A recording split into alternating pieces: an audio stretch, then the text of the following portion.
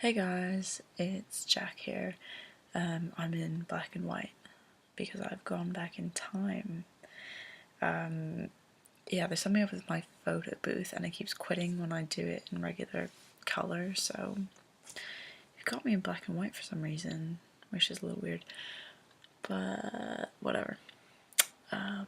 Yeah, before I begin with this week's topic, I just want to make a quick recommendation. There's a link down there that I've given you, which is to a website I found while browsing Tumblr called Practical Androgyny, and it seems pretty cool. It's basically just a website that's a resource about androgyny and gender ambiguity in today's world. And it's also got lots of great links about like passing as somebody of a third gender or a mix of genders in today's world. There's a really cool video I was checking out about like making your voice more gender ambiguous, which I found super as an actor. That was pretty cool. So yeah, take a look. There's some great videos and articles and stuff. What was I saying? Oh yes, this week's topic is we're talking about personal relationships and our gender and how our gender relates to the people that we love and care about most. So family, friends, partners, etc. I should preface this by saying that while, and I've said this in previous videos, I feel like my gender is a fundamental part of me, but not necessarily a super important part of me, which is a bit weird because, you know, I talk about it, babble on about it every week for you guys. But yeah, like I don't often think about my gender as always being, you know, an essential need to know bit of me. I think I kind of take it for granted a bit because I identify so much to myself as genderqueer and third gendered or whatever that sometimes I forget to kind of bring it up with other people. I recently traveled with one of my best friends, and as we were like going to the airport, we ended up having a long talk about my gender. And basically, like, she'd known for years that I was genderqueer, but she hadn't known like what pronouns I preferred. So you know, I don't talk about it very often with people I'm close to, even other queer people, basically, because it's not something that is kind of like on a need to know basis for me. You know, I don't introduce myself being like, I prefer these pronouns, whatever, which, you know, some people do, and that's awesome, but it just doesn't always come to mind with me. So, yeah, I guess the only time that this is an issue for me these days is with my parents, and with my family, but parents specifically. I've said this in videos before, I think, but basically, the fact that I'm not satisfactorily out to my parents is probably the biggest issue I have with my gender right now.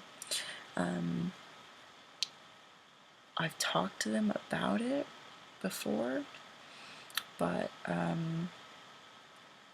they don't have a frame of reference kind of to comprehend what this means, and I've never kind of sat them down on my own terms. It's always been something that they've brought up when we're talking about my gender, so I've never talked to them on my own terms about gender.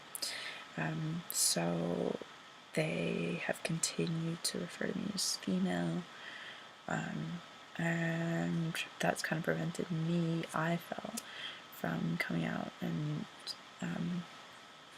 kind of coming out like wider, you know, asking everyone to call me by my preferred name, and just kind of being generally out. beyond like my close friends.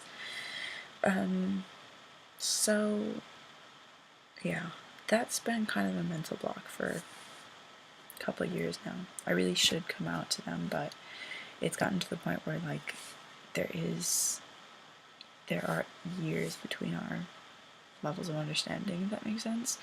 I've taken years to come to the point that I am now with my gender, which is like quite content with my, not necessarily gender presentation, but just like how I feel about my own identity. And then they're literally in the gender stone age, despite thinking of themselves as quite liberal. They're very behind in their understanding, and I think it would take years for them to come to a comfortable place. So I'm daunted by that idea. I think that's part of it, at least. And there's lots of emotional stuff wrapped up in there, but yeah, there always is. With my friends, close friends, I have gotten to a point now where I feel, and this goes for like romantic and sexual partners as well, I feel that I can't be like truly intimate with somebody without them knowing, because, as I say, it's a fundamental part of me, and I would feel like I was lying if I was to have them be under the illusion that a fundamental part of me was different than what it is, because they, assumed I was a different gender. So yeah, it's not something, but again, it's not something that I readily have conversations about. It's more just kind of something I will drop into conversation, not as the conversation topic, but just as an aside. Side note, I am genderqueer. So yeah, and then I'm not like currently dating anybody or anything like that, but if I was going to seriously date somebody, I would need them to be okay with my gender, and that would have to be like an awkward conversation, basically. Not awkward, I don't know, just unnecessarily long conversation to me, because I don't know, it's really one of those things where like I wish that it was just, I could like go into a relationship and as if,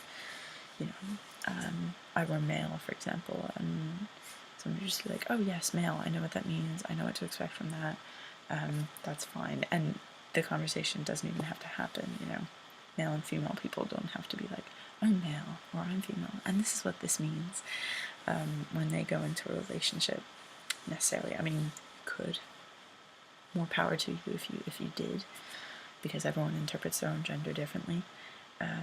But yeah, so that's how I feel about that, I guess. I just find it a bit of an inconvenience, but a necessary evil when it comes to relationships and explaining my gender and understanding my gender. So that's it from me in black and white. That is William Shatner, in fact, on my right there. If you were wondering, I just realized he was poking above the waterline there. Yeah, night all.